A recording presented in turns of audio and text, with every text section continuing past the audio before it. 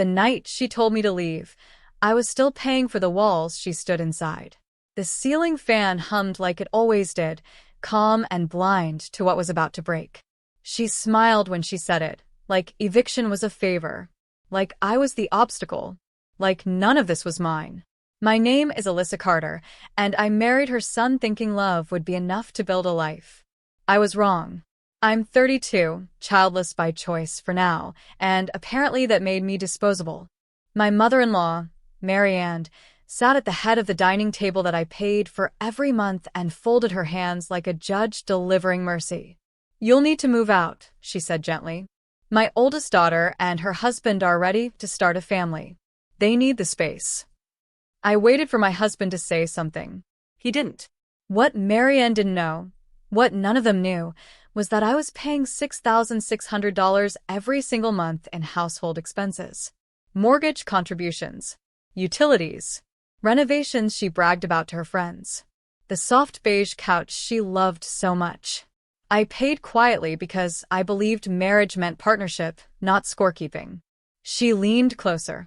"You understand, don't you? It's temporary. You can figure something out. Temporary. Like my place in this family had always been." I nodded. I even smiled back. I told her I'd start looking for somewhere else. Inside, something detached, cleanly, efficiently, like a switch flipping off. I went upstairs that night, folded laundry with steady hands, and listened to my husband breathe beside me like nothing had changed.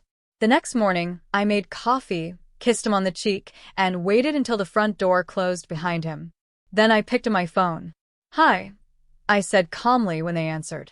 "I need movers. Today. Full packing service." As I hung up, I looked around the house, at everything I had paid for, defended, swallowed my pride for, and realized this wasn't me being pushed out. This was me choosing exactly how to leave. And they had no idea what I was about to take with me. By noon, the house sounded different.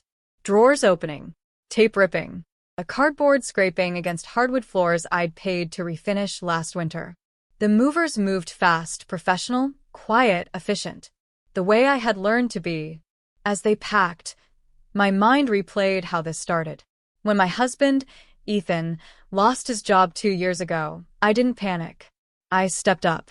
I told myself marriages bend, not break. I covered expenses for a while. Then a little longer. Then everything. Mary Ann framed it as family helping family. Her daughter, Lauren, would visit and joke, "Must be nice having a rich sister-in-law." I laughed back. I always did. The truth was uglier. My income wasn't flashy, it was steady. Consulting contracts. Quiet money. I never announced it. Ethan's pride couldn't handle that. So we agreed the bills would come from our account, even though the transfers came from mine. Over time, I stopped being a wife and became infrastructure. Useful. Invisible. What hurt wasn't being asked to leave. It was how easily they decided I was the expendable one. Like my absence would solve everything. Like I was clutter. At 3:17 p.m., my phone buzzed. "Mary Ann, we'll talk tonight about timelines," she texted. No need to rush. I looked at the movers carrying out the couch she loved so much and typed back only one word. "Okay." She still thought this was on her schedule. That illusion was about to collapse. Ethan came home early. I was sealing the last box in the bedroom when I heard his footsteps stop cold in the hallway. A silence stretched thick, confused. Then, "Alyssa, what is this?" I didn't turn around. "I'm moving out." He laughed once, sharp and disbelieving. "You're being dramatic. Mom said you had time." There it was. Mom said, not "we'll talk." Not "are you okay?" Just instructions passed down like policy. I faced him then. Really looked at his eyes. No panic. No urgency. Just irritation. Like I'd rearranged his routine without permission. "You didn't defend me," I said calmly. "Not once." He rubbed his face. "Lauren needs the space. You don't even want kids right now." "So, I don't qualify for a home?" I asked. That's not what I meant, but it was exactly what he meant. He followed me downstairs, watching strangers wrap our life in brown paper. When the movers lifted the dining table, his voice dropped. Wait, why are they taking that?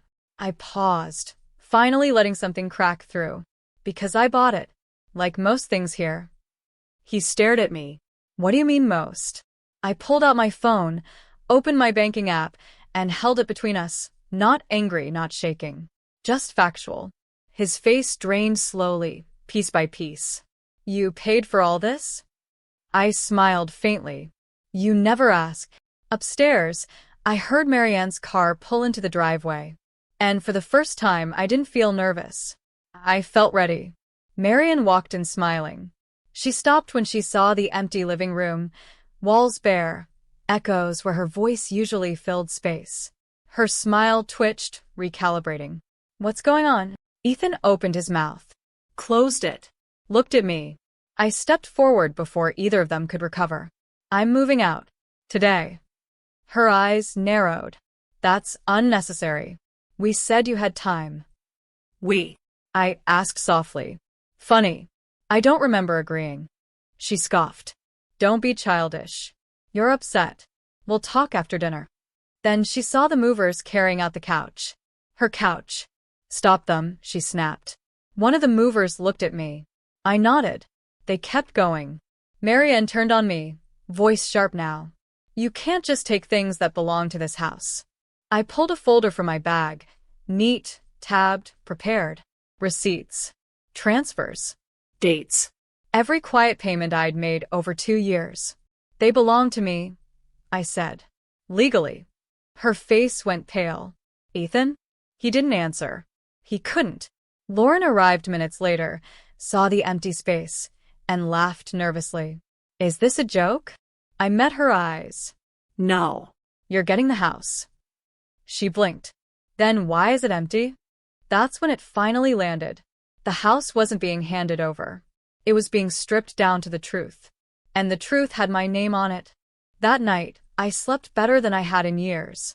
Not because it didn't hurt, but because the pain had finally stopped circling. It had direction now. I checked into a quiet hotel across town, ordered room service I barely touched, and laid out everything on the bed like a chessboard. Documents. Passwords. Contracts. The invisible skeleton of that household. By morning, my emotions had cooled into something sharper. Focused. I called my accountant first, then my lawyer. Calm conversations. No dramatics. Just clarity.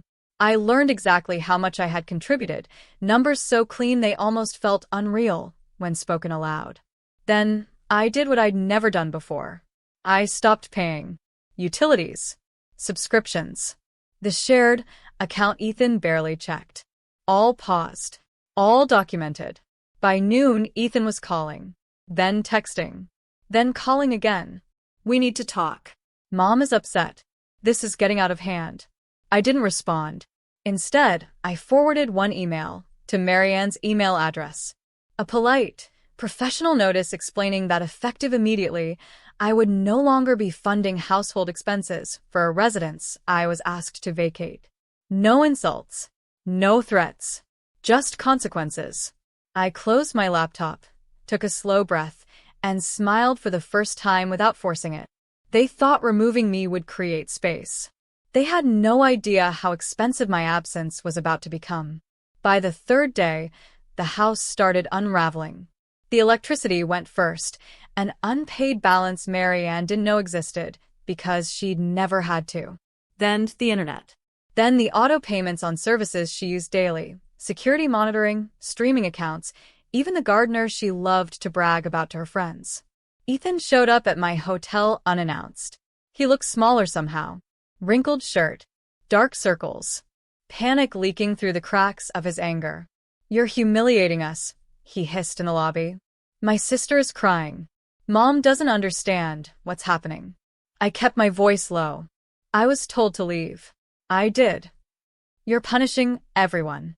No, I said. I'm just not supporting people who decided I didn't belong. He reached for my arm. I stepped back. That was when I slid one more envelope across the table. My lawyer's letter. Itemized contributions. Proof. A formal request for reimbursement or asset liquidation if they wanted to avoid court. His hands shook as he opened it. "You planned this," he whispered. I stood up, calm, composed. "No. You forced it." As I walked away, my phone buzzed again. This time it wasn't Ethan. It was Marianne. And her message was no longer polite. Marianne's voicemail came through long before I listened to it. I could tell by the missed calls, 7 in under an hour, that her control had finally slipped. When I pressed play, her voice was tight, brittle. "Alyssa, this has gone far enough. You're tearing this family apart." I almost laughed. By evening, the truth had fully surfaced. Lauren and her husband couldn't afford the house without my contributions. The mortgage was behind. The utilities were past due. The temporary plan collapsed under real numbers. Ethan showed up again, this time without anger. Just desperation. "Mom says if you come back," he said quietly, "we can talk about adjustments." Adjustments? I looked at the man I had loved, the one who let me be erased for convenience, and felt nothing but distance. "You already talked," I replied. "You just didn't realize I was listening." Behind him, Marian stood in the driveway, watching. Smaller now. No authority left in her posture. She finally understood what she'd done. She didn't remove a nuisance. She dismantled the foundation. And there was nothing left to threaten me with anymore. The final twist came quietly. A week later, my lawyer called, not with drama, but with satisfaction. During the review of my transfers, something surfaced Marianne hadn't expected. Several renovations and payments had been made in my name for tax efficiency. At the time, she'd waved it off. "Paperwork doesn't matter," she'd said. It mattered. Legally, a portion of that house wasn't just funded by me, it was partially mine. When the notice arrived, Marianne didn't scream. She didn't threaten. She went silent. The kind of silence that comes when power finally understands it's gone. Ethan sent one last message. "I didn't know it would end like this." I typed back the truth. "Neither did I. You chose not to know. I didn't take the house. I didn't need to. They sold it to cover debts, quietly, without announcements or smiles." Lauren moved somewhere smaller. Marianne stopped hosting.